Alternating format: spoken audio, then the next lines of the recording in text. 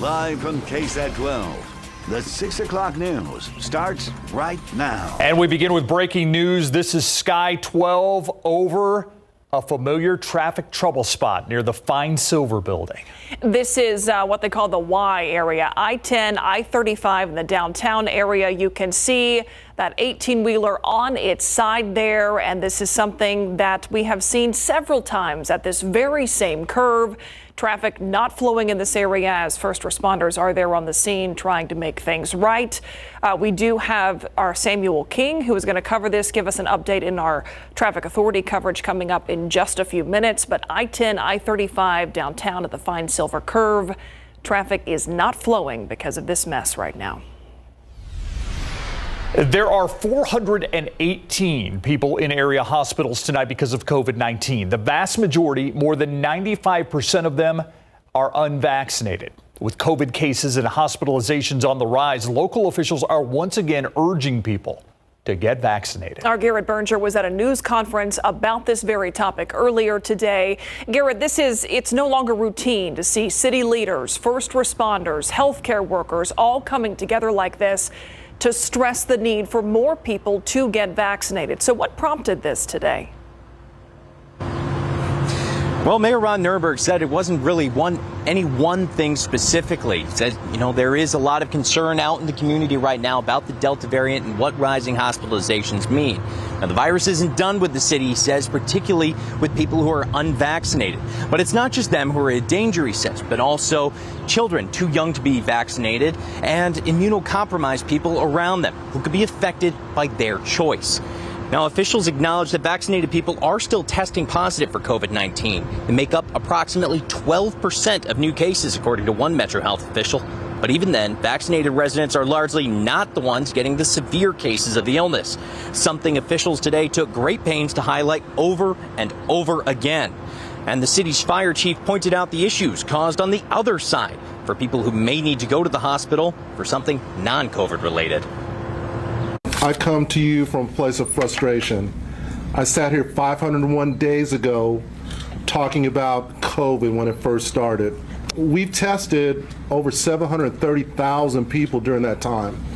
We have vaccinated 250,000 San Antonians, where there was drive-bys at the Dome, where a police officer and a paramedic were both hit. We were there in the cold, the rain, the heat. I saw jubilation on people's faces as they got this vaccine. To think that we still have people out there that are hesitant to get this vaccine is very frustrating. Now, the most recent vaccination numbers for Bexar County show 62.1% of people 12 and older are fully vaccinated, and 75%, have at least one dose. However, officials say there are a lot of people out there, about 100,000, who are overdue for their second shot, need to come in to get that.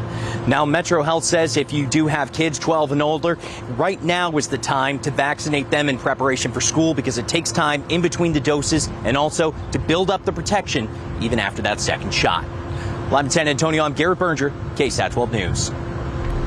Thank you, Garrett. Increased hospitalizations and positive tests proving that COVID-19 is not yet behind us. And once again, concerns surround long-term care facilities. One local assisted living facility already dealing with an outbreak. Tiffany Huertas has a look at how another San Antonio facility is taking steps to ensure their clients and staff are safe. We're taking extra precautions. Catherine Nicholas, the assistant director of nursing at Morningside Ministries at the Meadows, a senior living community, is concerned as COVID cases increase. We went back to N95 masks. Catherine says although it's been a difficult year, we made it through COVID very well. We did not lose any of our residents, so we were very happy with that. Masks are still required, and there are staff and visitor health screenings. We're disinfecting every hour. Dion Munoz, the assistant executive director, says they have not had any recent outbreaks, and most of their staff and residents are vaccinated. We're about close to 90% vaccination rates for staff and about 98% on residents. Testing has increased. Currently, with our positivity rates increasing, we have to increase the frequency of testing of those unvaccinated persons. So we're above 10%. So per HHSC and CDC, we have to test twice a week. While facilities focus on safety protocols and making sure everyone is vaccinated, there is another concern: staff shortages. According to a survey from the American Healthcare Association and National Center for Assisted Living, more than half of the nursing home and assisted living providers have lost key frontline staff last year because they left. The focus now, just like last year, making sure everyone is safe. I know the hospitals are filling back up again, and so, we just try to really just encourage good infection control. Tiffany Huertas, KSAT 12 News.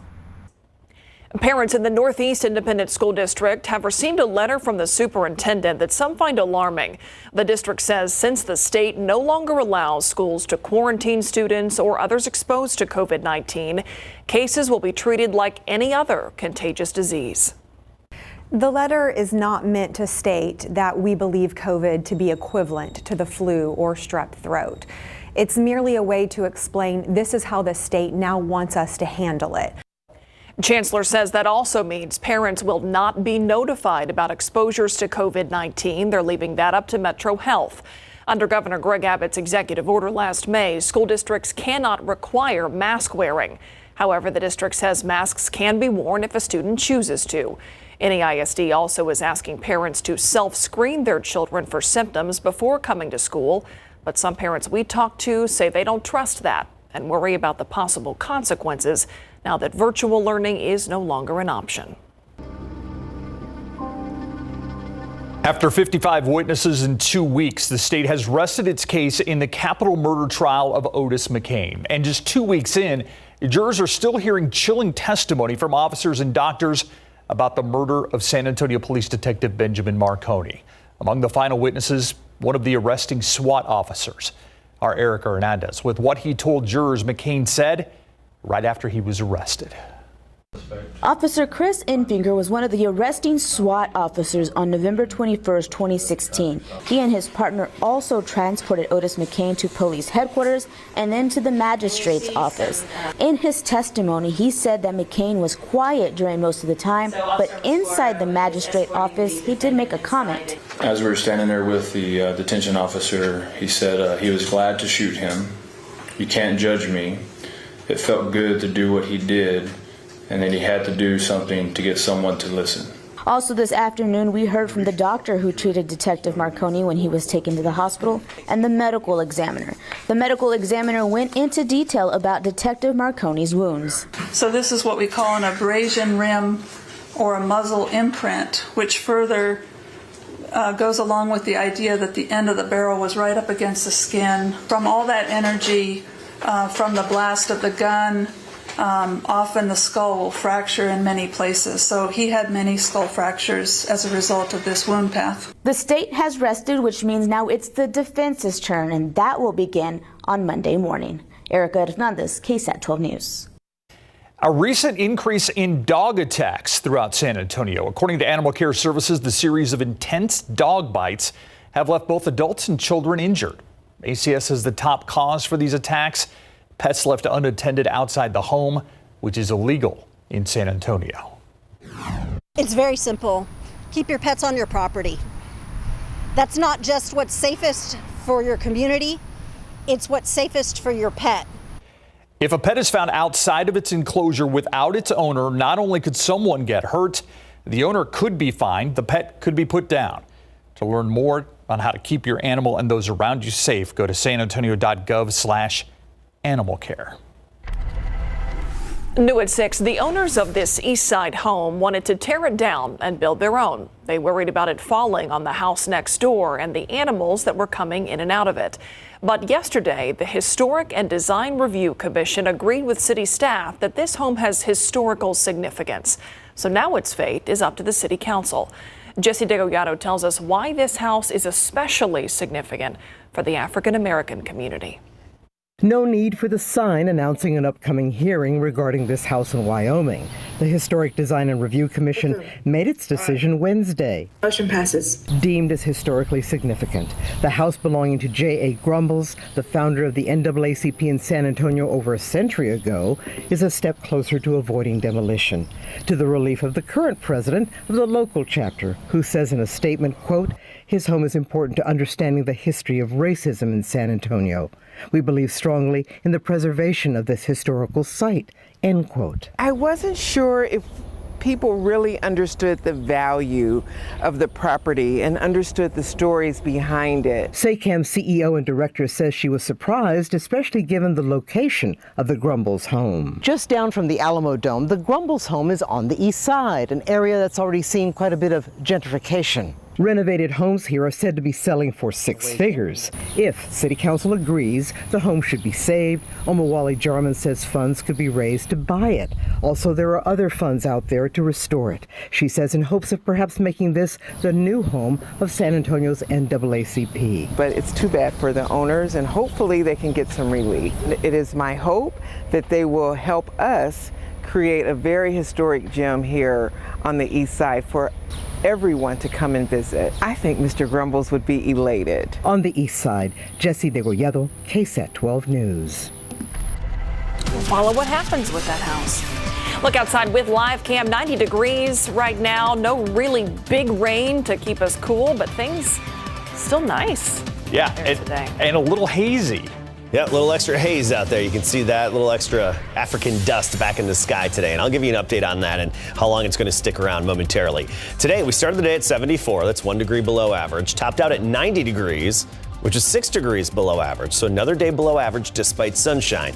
I attribute that to the increased soil moisture that we have from rainfall over the past couple of days. That tends to keep our temperatures down a bit, but of course, keeps us pretty humid. Del Rio, meanwhile, not as much soil moisture, up to 99 today. Laredo topped out at 101. If you are headed to the beach, it's going to be a bit breezy on Saturday. Even the back bays will be choppy on Saturday. You'll notice that wind out there. Waves of about 3 to 4 feet along the Gulf Shore, the Gulf beaches. We're going to talk about our weather around here, how hot it's going to get, and even our next chance of rain, which is in the forecast and just around the corner. We'll talk about that coming up.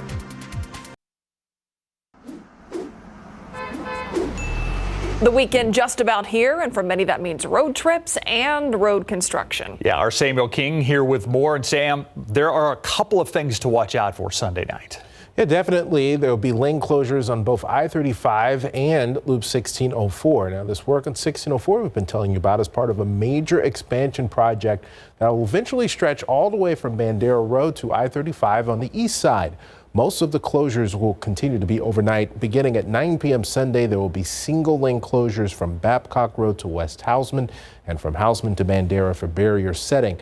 No detours will be required on those main lanes. There will also be some eastbound closures from Bandera to Babcock for barrier setting and work on some drill shafts. There's also some closures of some turnaround lanes. This work is going to be going on for a while, so watch out for that. Another closure to tell you about this weekend is going to be on the lower levels of 35. So this is overnight Sunday. They'll be doing some bridge repair there. So the main lanes on southbound 35 will be closed on the lower level overnight Sunday through Monday morning. So if you travel downtown, watch out for that. But of course, the big story of the hour is what's going on downtown right now. This is I-10 at the Fine Silver Curve. You can see an 18-wheeler on its side there, causing some major traffic backups. And we can take another TransGuide view, how it started, how it's going. This is I-35 at Martin, and you can see a major traffic there. They're closed down the ramps trying to keep people from getting onto the roadway. Again, this is where that map is. Could be a lot worse. They've diverted some traffic there, so that's why you're not seeing everything in red. But if you are on 35 in town, 17 minutes to get to the split there, and then 12 to 15 minutes on the southwest side. But this is going to be something that's going to take a while to clean up, and you can definitely see the backup there. We'll go back to the other view here so you can see the 18-wheeler on its side. The good thing is this tow truck's here, and usually what they have to determine is if there's anything in this load that would keep them from putting it back on its side and getting going here. So that's something we're going to keep an eye on throughout the evening, guys. Yeah, Samuel, also a good thing the trailer didn't split open, so they don't have to clean up whatever was in the truck off the roadways too, so hopefully that'll speed up. And that's been a problem in the past. As you all well know, we've had spills, we've had evacuations because of what's happened here, but this one seems to be fairly contained at the moment. We'll continue to keep an eye on it. And I'm speculating the guy on the lower left may be the truck driver who's walking around trying to explain what's going on, or the tow truck driver trying to figure out how do we get this thing out of here. Yeah, exactly. It was a big question when this happens. Thanks, It's Sam. called speed, driver. Yes. Yeah. All right, look outside. Different view here from Sky 12. It's been a beautiful day, but we do have that dust that's moved in, Adam. Yeah, a little bit of dust still in the air. It's going to be there again tomorrow, and it's just one of those things that adds a little extra haze to the sky. If you're really sensitive, you have a very sensitive respiratory system, then you may notice it a little bit as well. Otherwise, for the majority of people, you just notice it a little extra haze in the sky. So sunny and dry stretch. Of course, we'll give you an update on the Saharan dust. Temperatures, despite the lack of rain and lack of clouds, near average going forward. Today we were below average. I mentioned that earlier, and we'll slowly warm up a little bit, but we're not looking at any outrageous temperatures anytime soon. Still no triple digits in the forecast yet. All right, let's take a look at our rain chances. I mentioned that they'll be back in the picture, and by the middle of next week, a slight chance. We're not looking at a big weather pattern shift with a big system moving in, just some little disturbances that could affect us by Wednesday and Thursday of next week.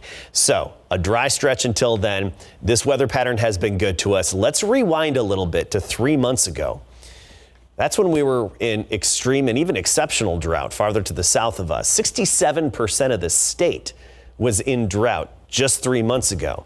Now you compare that to today, and it's wiped away. Even West Texas, which was just hanging on to that drought for longer than everybody else, has really put a big dent in it. So it's nice to see that now only 3% of the state is in drought. And we have the significant drought in parts of the Intermountain West, the Rockies, the Four Corners, Desert Southwest.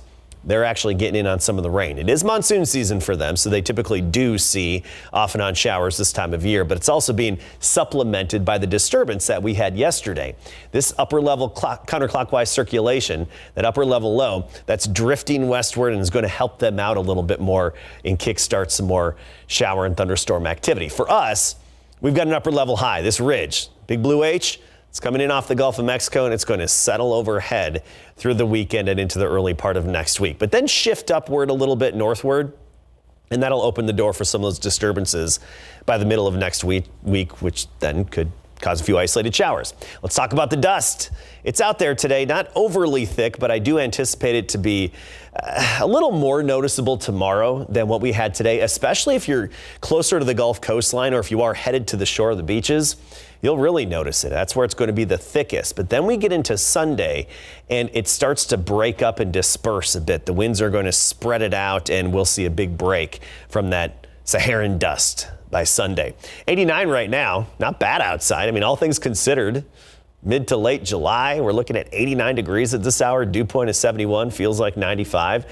Look at those dew points near the Gulf Coast. 78 Corpus Christi, 75 Victoria, Kennedy 76, and Gonzales 74. That's the thickest humidity as usual, closer to our moisture source, the Gulf. 95 now, the temp in Uvalde. Kerrville checking in at 89, Kennedy 91. And you look closely and temperatures for the most part, upper 80s to low 90s. Castroville, you're 93. Quiet this evening, clear sky for now, humid. Clouds increasing for a bit overnight through sunrise. Early risers tomorrow will notice a little bit of clouds in the morning at 75 degrees. Then a sunny day. Good pool weather. 94 the high. Just a bit breezy. Southeasterly wind at about 10 to 20 miles per hour. Repeat performance on Sunday. A lot of sunshine. Mid-90s. Remember, that's average for this time of year. The average high is 96, and that's where we're going to be to even start next week. But by the middle of next week, as I mentioned, maybe a few pop-up showers. We'll keep you updated on that. Until then, enjoy some sunshine guilt-free because the aquifer's good and we don't have a drought. All right, we will. Thanks, Adam. All right, Dak trying to put aside some concerns Dak is back. Larry. Dak is back, and he wants to play in preseason games because he wants to see as much live game action as possible as he comes back from ankle surgery after that ugly injury last season. We are live in California. Greg Simmons will break it down for you. And Rashad Wisdom and Sincere McCormick both say, don't eat the cheese. Coming up.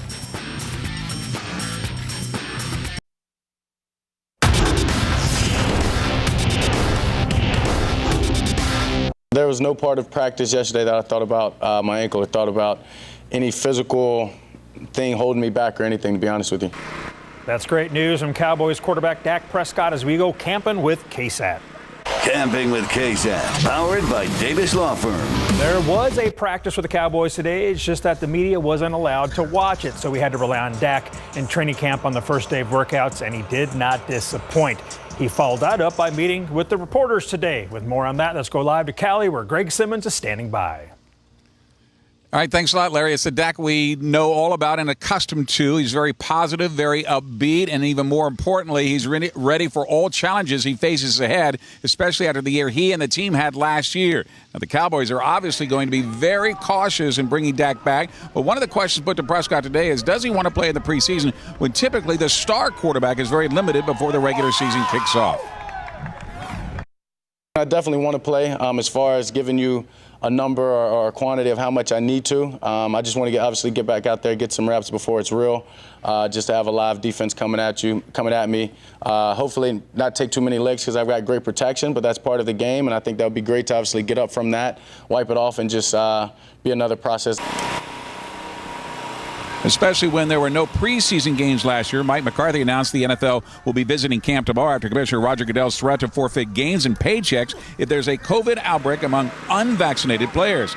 Watch what happens when Dak is asked directly if he's vaccinated after Zeke told us he was. I think that's exactly important, Clarence. I think that's HIPAA. But I understand where Zeke comes from. I understand everybody's opinion. And I think everybody's has that right. We wouldn't live in this country and we wouldn't be in the position that we're in if that wasn't the case. Obviously, we all have to do a better job of educating ourselves, of educating our neighbors, just on this whole pandemic, just this whole situation, the vaccine. And I know that this team is going to get to the numbers. This team is going to do what we have to do to make sure that we're continually progressing through this thing the right way. And now remember, this is not the first time Dak has declined to reveal his vaccination status. More from California tonight. Back to you, Larry, in San Antonio. Thank you, Greg. UTSA football is having one heck of a summer. Players like Sincere McCormick, Rashad Wisdom, and Lucas Dean, to name a few, have been named to multiple preseason watch lists, and they were recently picked to finish second in Conference USA's West Division as voted by media members who cover the league. UTSA got 9 first-place votes and were tabbed second behind reigning CUSA champion UAB. That's a reversal from last season when they didn't get much preseason love at all before finishing 7-5 with a bowl game appearance. Coach loves to say, don't eat the cheese. So last year's in the past, and we had our standard. We're trying to exceed our standards, go above and beyond. We went 7-5. It was okay, but we know we got a lot more in the tank. We all see that stuff, but at the end of the day, like Coach Traylor always said, you can't eat the cheese, and I feel like it just depends on how you use it. And for us, we could just use it as motivation because we want to be the best we can be, and we want to be on top. So all we can do is just keep our heads down, keep working, and stay focused. And that's exactly what Coach Traylor has them doing. Stay focused. And don't eat the cheese. Don't eat the cheese. We heard that a couple times. Which makes Adam Caskey laugh. Yeah, for other reasons. Yeah. Our KSAT Q&A is up next. The positivity rate in San Antonio when it comes to COVID-19, just over 3% at the beginning of this month. Now, towards the end of this month, we are over 13%. Today, as we reported, we heard from city leaders, those in the healthcare field, joining together to urge more people to get vaccinated. We're joined now by San Antonio Mayor Ron Nierenberg.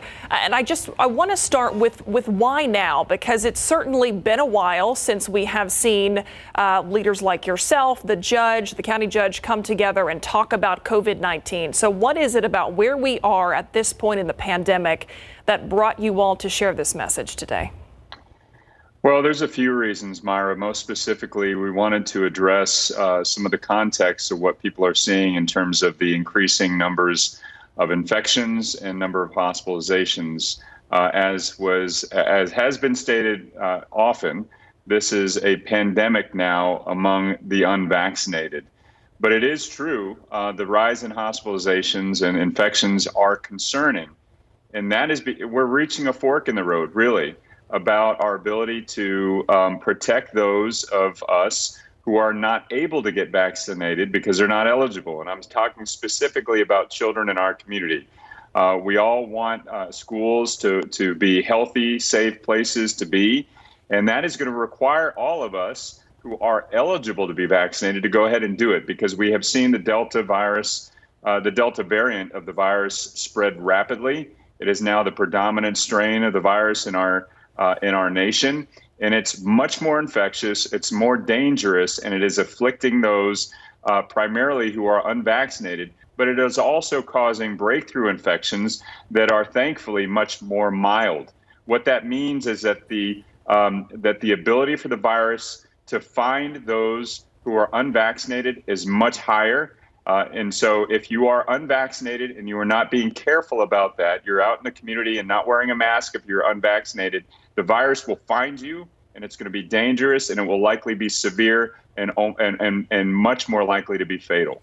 You bring up something that I've noticed not only in the news conference that you had today, but also in other national news conferences, concern about children who are too young to get vaccinated, but can still be sick. I mean, we had Dr. Tess Barton from UT Health San Antonio in here yesterday saying there are young children in San Antonio hospitals right now. So the thought that this isn't affecting the very young is kind of going by the wayside with the Delta variant. Am I correct in that?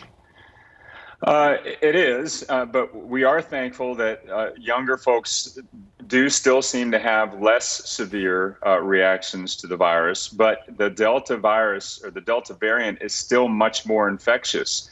It's also dangerous for those people who, might think they're invincible. So 20 to 39-year-olds are coming up more ill, more often being infected and going into the hospitals. The other thing I would say is that, again, maybe none of that appeals to you in terms of the reasons to get vaccinated. We know there's a tremendous amount of disinformation out there, a lot of it proliferating on social media. Please follow the science. The guidance of medical professionals says that this is our best defense. This is our last line of defense on this virus, and it's very important for people to get vaccinated. It's widely available. It is safe, and we need you to get it. The other thing I would mention is that we want things to continue to open up. They are opened up. We've got to make sure that we are protecting those among us who are not able to get vaccinated. There's been a lot of concern at this point in the pandemic, a lot of conversation about the divide between the vaccinated and the unvaccinated in this country, in this community. Do you think that there is more the city can do to try to persuade people who have not gotten the shot yet? Or in your mind, is it at this point just up to people to make that decision for themselves? Well, so here's what I will tell you after years of working in local communities all across this country, primarily working with young people and teaching kids about how local government works. What we have found in studies, study after study, regardless of the subject matter, is that it is peers, your peer group, that influences your behavior, particularly on whether or not you want to go out and vote. Your peer group will influence that decision. So what we're appealing to is if you have someone in your social circle who still is concerned about the virus, who maybe is fearful or just frankly is upset about being told that the vaccine is important, please reach out to them. If there is somebody in your social circle or family member that just doesn't want to get the vaccine, please let them know how important it is, that there are other people in this community that are depending on them to make the right choice. And ultimately, we're tired of hearing the stories of people who are on their last breaths, intubated, who said they would like to get a vaccine, but it is just simply too late. Do it. There is a reason why other serious illnesses are no longer part of our community anymore. Things like polio have been eradicated for years because people got vaccinated globally. This is another one of those things. We don't want it to linger any longer. We've got to reach those who have not been vaccinated in order to protect all of us. When it comes to, obviously, mask mandates are not going to happen because the governor has said that they can't happen. Is the city looking at ways to mitigate what everybody is saying is a surge? They said in the news conference today, we are in a surge right now. Are there things the city is looking at doing, even if it's asking more businesses to require masks, asking some schools to make masks available in plexiglass? I mean, are there things that you're looking at right now? Yes, we're going to be getting together with our school leaders. We're also talking with members of the business community. And the truth of the matter is, if you are a business, if you own a business, you can determine how your protocols work. It is true. There is no more state mandated mask rule, but the CDC guidance has been and continues to be, if you are unvaccinated, you should wear a mask. And that is, it doesn't matter where you are. If you're unvaccinated, you should continue to wear a mask. So that is the guidance that we're putting out. And that includes schools. If children have not been vaccinated yet, the CDC guidance recommends that they continue to wear masks. And that is still the right thing to do until we can get the community vaccinated. And again, the first step in all of this is to make sure that people know it is readily available. They can go get it. If you have not been vaccinated, this is a pandemic among those who have been not been vaccinated. So if you haven't been vaccinated, there is one waiting for you. Please go get it. In several different locations all around town. I know we have a list on our website right now of all the pop-up clinics, all the opportunities that are available for this vaccine. And Myra, if I can add one more thing, you asked me what is the city doing? We are putting out that information. So there is a broad stroke public information campaign out there right now to make sure that there is that information in multiple languages about how you can go get one. So please look out for it and give it to someone you know who doesn't have it. Mayor Ron Nirenberg, always appreciate your time, especially on a Friday night. Thank you, and we'll talk to you next week. Sounds good. Have a good weekend, y'all. You as well. We'll be right back.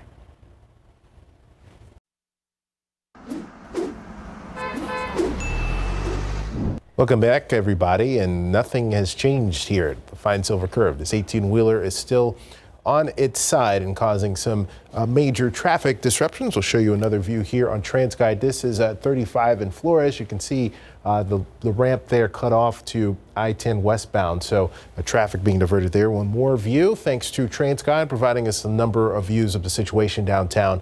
Some traffic has been able to get off of 35, so we're not seeing the backups that we had seen earlier, but it's still a major disruption downtown. Those ramps are still closed, 35 to I-10 westbound in the downtown area.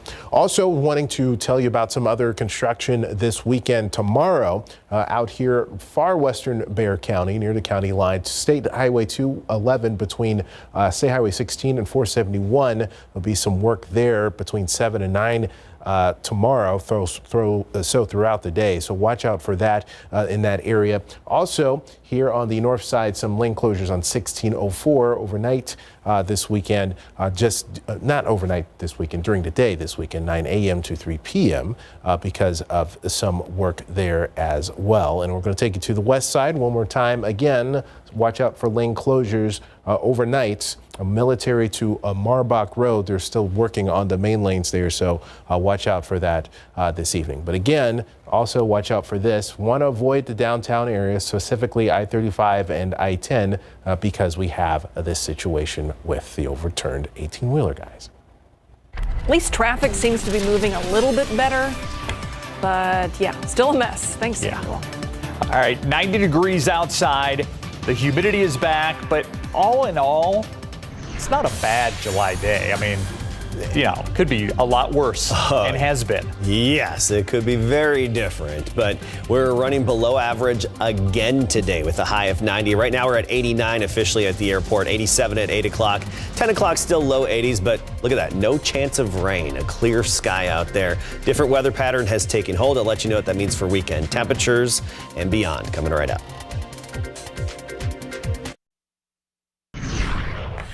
Weekend is just about here, and we've almost gotten used to asking, is it going to rain today? Yeah. It's not a normal question for July. Am I right that we could be drying out for a few days in a row here? You are correct, sir. All right. Everything is very green. I have a friend in town from Washington, D.C. First thing he said, picked him up at the airport. So green around here. Yes, it is. It's been a good season for us. Good spring and even summer. Let's take a look at some of the stats now. We are settling into a dry stretch of weather for a few days here. This is the official climate reporting site, our San Antonio International Airport. Since July 1st, so month to date, 4.38 inches. That's 2 inches above average. Then we talk year to date precipitation.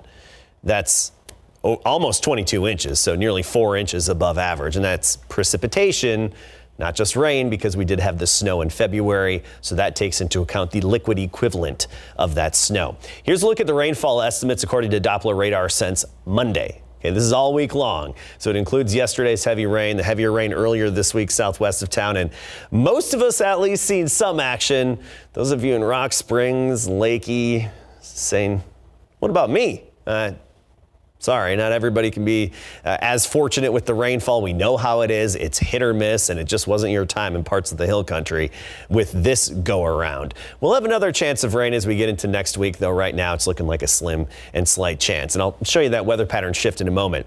What's nice to see is that extra rainfall over this whole work week in parts of Arizona and New Mexico. That's where we have some of the deepest drought, the western third of the United States, including the Four Corners states. So it's good that they had some rain. Only 3% of Texas is in drought. We're in good shape right now. Aquifer nearly 10 feet above average for this time of year. More rain in the desert Southwest.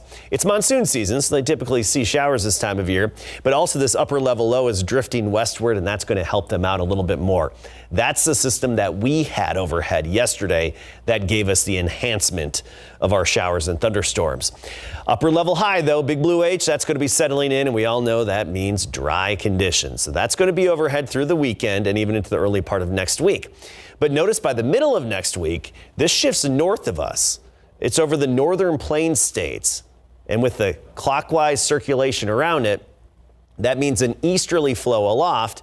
Significance of this is that it opens the door for some disturbances to come in from the Gulf of Mexico and even the Atlantic. We can't rule out a swirl or two, a ripple in the flow coming westward and kickstarting a few showers or thunderstorms. So this weekend, no chance of rain, just a lot of sunshine. Same story into Monday and pretty much Tuesday.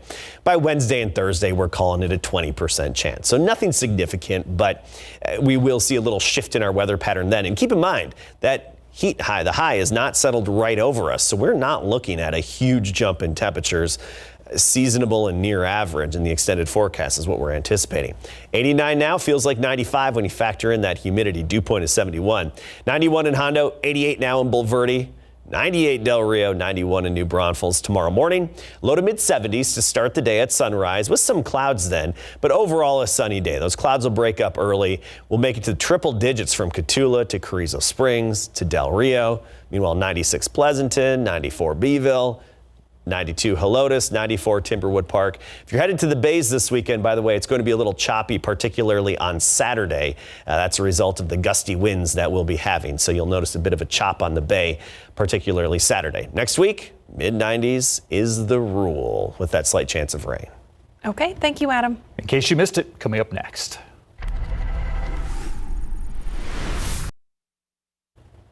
Here's today's ICYMI.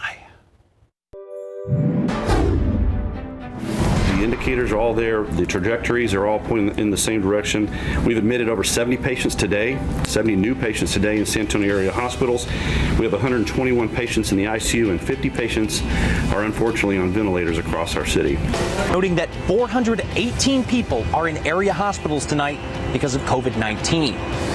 Of that number, officials say 95% or more are unvaccinated. A man is in custody after he was shot at a West Side convenience store. San Antonio police tell us he went behind the counter and knocked over items. The clerk reportedly told the man to stop. When the suspect didn't listen, the clerk got a handgun and shot the suspect in the arm. We've learned the name of a man killed in a crash last night.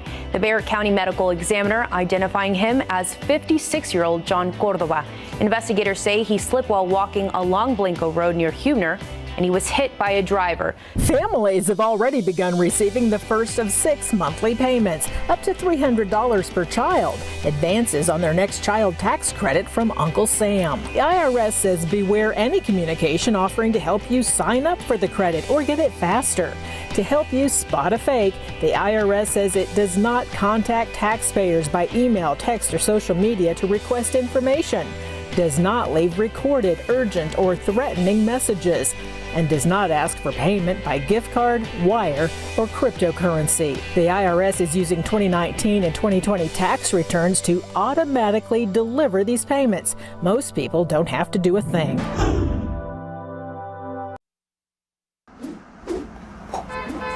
Still watching the situation downtown near the Fines Over Curve, where we have the 18-wheeler on its side for the past hour and a half or so now. So that's causing some major traffic backups in the area. As you may imagine, this is the view at 35 at Brooklyn. This is 35 at Martin there. So keep that in mind if you're heading out and about downtown this evening, Adam. All right, if you're headed to the beaches or even the bays, doing a little fishing this weekend, choppy on Saturday because of the wind, but on Sunday, not as bad. Just a slight chop southeast at 8 to 12 knots then. Sunny, highs near 90. You don't have to worry about any storms along the coastline this weekend.